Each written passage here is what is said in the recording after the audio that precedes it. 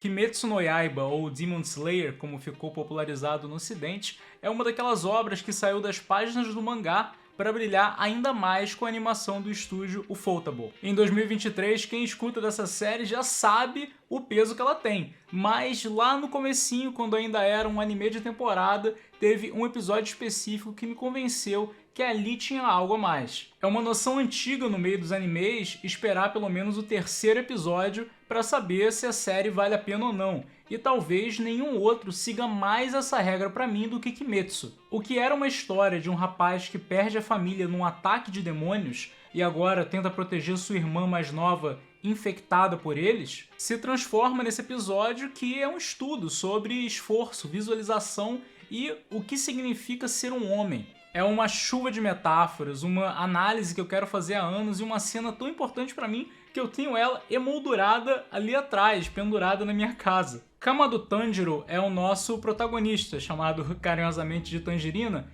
e a primeira parte desse episódio é devotado ao seu treinamento para ser capaz de sobreviver à seleção para ser um Demon Slayer, um caçador de demônios. Ele treina todos os dias numa montanha isolada sob a instrução do Orokodaki, um Demon Slayer aposentado. Orokodaki já treinou várias crianças para passar nessa seleção e é apenas quando ele der o seu aval que o Tanjiro poderá tentar o teste final. Após um ano inteiro de treinamento, finalmente o Orokodaki lhe comunica que não existe mais nada a ser ensinado. O que resta do seu caminho, ele precisa conseguir sozinho. E nesse dia, ele leva o Tanjiro até uma enorme rocha. Ele diz: "Quando você for capaz de cortar essa rocha com a sua espada, eu vou permitir que você vá para a seleção." E a pergunta que todos nós temos, inclusive o protagonista, é: uma rocha é algo que você quer, pode ser cortado com uma espada? Kimetsu até esse momento não era uma história ruim de forma alguma, mas foi nessa pergunta, nessa metáfora, que as coisas começaram a mudar. Tanjiro tinha um motivo muito forte para se tornar um Demon Slayer, que era o de proteger e eventualmente achar uma cura para sua irmã. A sua determinação não era pouca, e muito menos ele deixou de levar o seu ano de treinamento com um alto comprometimento. Mas em Kimetsu e na vida, simplesmente seguir os ensinamentos que nos são passados não é suficiente. Eles são uma base importante, mas eventualmente, assim como Tanjiro e assim como todos os estudantes do Orokodaki, nós travamos frente a uma rocha enorme. O momento da rocha sempre chega na nossa vida. Aquele momento que a gente olha para uma dificuldade que a gente até duvida se é algo que pode ser superado. Será que uma rocha é algo que pode ser cortado por uma espada? Essa é uma dificuldade financeira, de deficiência, de trauma, que eu posso sozinho peitar e conseguir superar? E a resposta para essas grandes barreiras que a gente encontra pela vida é complicada, porque ela é pessoal, ela é intransferível. A matemática da soma das tantas coisas que influenciam na vida de cada um torna impossível a gente copiar a resposta de outras pessoas. Sempre vai caber a gente, nesses momentos, encontrar a nossa própria resposta para essas questões que dizem respeito unicamente a nós. É por isso que nos 6 meses seguintes o Tanjiro treina sozinho, não mais seguindo o que o Orokodaki passou, mas seguindo o que ele aprendeu com o que o Orokodaki passou. Isso é um ponto também muito importante, porque conhecimento não é simplesmente um dado que a pessoa A passa para a pessoa B. O conhecimento só é realmente adquirido quando você cria os seus próprios laços e adapta o que você aprendeu para a sua forma de ver o mundo, o que lhe é útil, e os outros conhecimentos que você já tem. Então, mesmo nesse ponto que ele treina sozinho, é um episódio muito rico, porque espelha o processo real de como a gente lida com a internalização e ressignificação do que a gente aprende com os outros. Não é estranho que as respirações de Kimetsu também sigam essa fórmula, conforme os espadachins pegam as formas que eles aprenderam e adaptam muitas vezes para os seus próprios estilos. Assim também são, inclusive, as artes marciais do mundo real. Mesmo que a pessoa siga apenas uma arte marcial, o verdadeiro artista sempre vai ser aquele que vai criar a sua própria forma de lutar dentro de apenas um estilo ou até mesclando os vários que ele aprendeu. E conforme esses 6 meses passam, o Tanjiro ainda era incapaz de cortar a rocha. E é aqui pra mim que o episódio realmente brilha e de onde vem o título do vídeo, quando uma figura com uma máscara de raposa surge, portando uma espada de madeira e perguntando: "O que você acha que está fazendo? Você é lento, fraco, imaturo. Esse semblante nunca poderia ser confundido com o de um homem. A figura começa a lutar com o Tanjiro e o nosso menino de bom coração a princípio não luta de volta, por ele estar com uma espada real, enquanto a figura tem uma espada de madeira.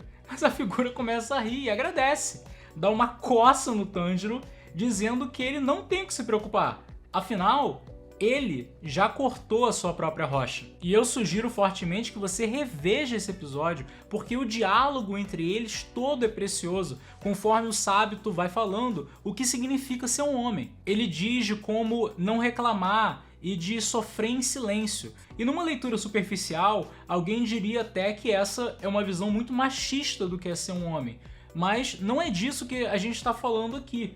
O que o Sábito aponta é que o Tanjiro não está se portando como a pessoa que ele quer se tornar. Essa figura desse homem que ele repete de novo, é na verdade a figura do Demon Slayer que o Tanjiro está treinando para ser. O Sábito usa essa palavra homem simplesmente porque o Tanjiro é um homem mesmo, só que mais especificamente ele está se referindo a essa figura futura do Tanjiro que vai ser capaz de cortar a rocha. É nesse sentido que ele pergunta: o que você tem feito nesse último ano e meio? Você acha mesmo que a maneira como você está agindo agora é a mesma de quem seria capaz de cortar essa rocha? As perguntas do Sábito são curtas, direto ao ponto e extremamente acusatórias. Quando ele fala que a figura desse homem não ia reclamar e ia sofrer em silêncio, na verdade ele está dizendo: a pessoa que é capaz de cortar essa rocha não se portaria dessa maneira, e é essa pessoa que você tem que se tornar. Em suma, quando essa figura aparece, o que ela diagnostica é que o Tanjiro não aprendeu nada.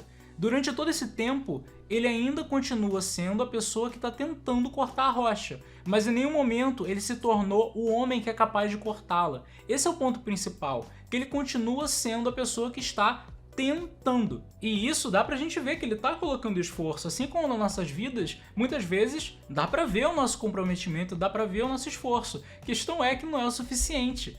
É suficiente sim, pra gente passar a mão na nossa cabeça e falar: olha só como eu tô me esforçando aqui. É suficiente para as pessoas que estão em volta olharem e falarem: não, ele não tá de vagabundagem, ele realmente está se esforçando. E no anime, assim como na vida real, tudo bem, a gente é a pessoa que tá tentando, ninguém vai disputar esse fato. Mas vai ficar só nisso? Ou a gente vai ser capaz de se tornar a pessoa que corta a rocha, custe o que custar? Depois do Sábito dar essa coça no Tanjiro, aparece ainda uma outra figura, que é a Makomo, que conta o segredo pro Tanjiro. Você tem que se esforçar até a morte. E isso é a resposta de verdade, tanto no anime quanto na vida real. O Tanjiro, que é uma criança, essa pessoa que tenta cortar a rocha, não pode coexistir com o Tanjiro, que é um homem, e a pessoa que vai conseguir cortá-la. O Tanjiro que existia no primeiro encontro com o Sábito precisa morrer para que o próximo venha a existir. Tem uma frase em Game of Thrones que eu adoro, que diz que você tem que matar a criança dentro de você para que o homem possa nascer. E com isso eu não quero dizer que um adulto não possa ter momentos de criança, muito pelo contrário, ele precisa.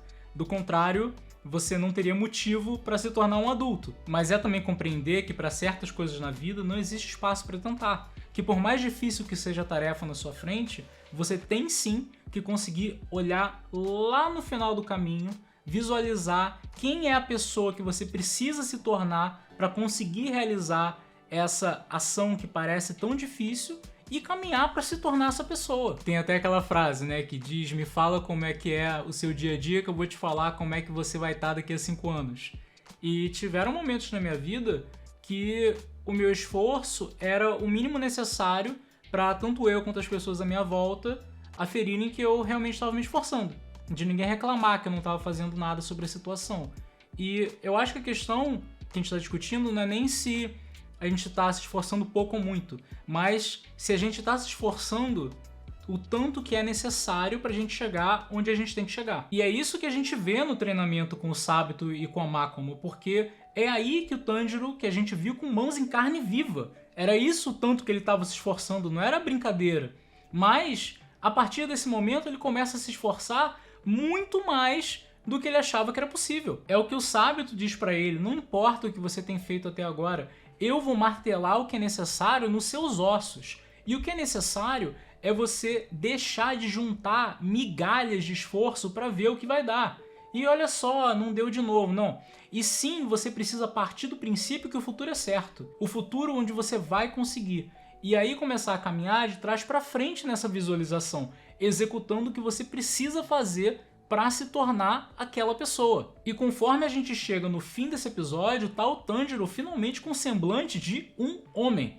E não é qualquer homem, não é um homem no sentido sexo masculino, é o semblante do Tanjiro, do homem que ele se tornou, que é capaz de cortar a rocha. E nesse sentido, por que dá certo nesses últimos 6 meses de treinamento o que não deu certo nos 6 meses anteriores? É porque o Sabito e a Makomo, nessa metáfora, não são mais do que a própria visualização do Tanjiro, de como seriam as pessoas que são capazes de cortar a rocha. Como é que elas treinariam? Como elas se preparariam e como se portariam? É apenas quando o Tanjiro começa a mirar neles que ele consegue caminhar a distância até se tornar um deles também. Tanto o Sabito como a Makomo passaram pelo mesmo processo que ele, e a gente tende a esquecer, mas para além dos nossos pais, avós e bisavós, nós somos os representantes atuais de uma linha infindável de ancestrais que tiveram a sua própria história, que cortaram as suas próprias rochas, que de casais que se uniram para dar luz a sucessivas gerações até chegar na gente. O espírito humano é guiado pela possibilidade do futuro, mas ele é também guiado pela memória do passado, por esses fantasmas, como a gente vê nesse episódio, que aparecem ali não para nos assombrar, mas para nos conferir um legado do que é possível e para nos mostrar que está no nosso próprio sangue conseguir. E quando a gente visualiza onde a gente quer chegar e se aplica na medida que é necessária para chegar lá, aí a coisa muda. Porque quando você coloca duas pessoas uma contra a outra, ambas capazes de cortar a rocha, é a natureza das coisas que o futuro supere o passado. Depois desses últimos 6 meses, quando o Sabito enfrenta o Tanjiro pela primeira vez com uma espada de verdade, é a sua espada que alcança o Sabito primeiro. E nesse momento que a máscara cai, o passado sorri de forma agridoce, porque é uma felicidade de você ser capaz de superar a dificuldade, mas é a noção também do peso que você vai ter agora, a prova de que você é o único responsável e capaz de chegar onde você quer chegar quando você se aplica. É um momento que a gente entende intuitivamente, e nesse vídeo a gente explicou com tantos detalhes, que quando finalmente o Tanjiro corta a máscara do Sabito, é o momento que ele deixa de caminhar à distância para se tornar digno. Com esse ato, a distância entre esses dois não existe mais. E por isso, o Sabito e a Makomo se esvaem. Ele se tornou como eles, a figura que ele precisava se tornar. Nesse momento, o Tanjiro não está mais mirando neles dois. Ele está mirando e se tornou o Tanjiro que está na nossa frente. O homem que é capaz de cortar com uma espada a rocha no seu caminho. Ou melhor, capaz de se tornar quem ele precisa se tornar para fazer o que precisa ser feito. E foi com esse episódio, nesse momento em que a máscara é cortada e na verdade foi a rocha que foi cortada, que Kimetsu no Yaiba mudou completamente para mim e deixou de ser apenas uma história legal para ser isso, claro, mas também uma história com muita coisa para analisar, discutir e aprender. Não tinha bem onde encaixar isso no vídeo, mas a título de curiosidade eu não podia deixar de comentar que essa rocha de Kimetsu na verdade foi inspirada por uma rocha que existe na vida real. Ela existe no Japão. Se você procurar aí rocha cortada no Japão, você deve encontrar. De repente, se você for lá, até é um lugar legal para você visitar. Mas deixa aí também as suas opiniões sobre essa análise e se de repente existe algum outro momento de Kimetsu que vale a pena a gente fazer um vídeo sobre.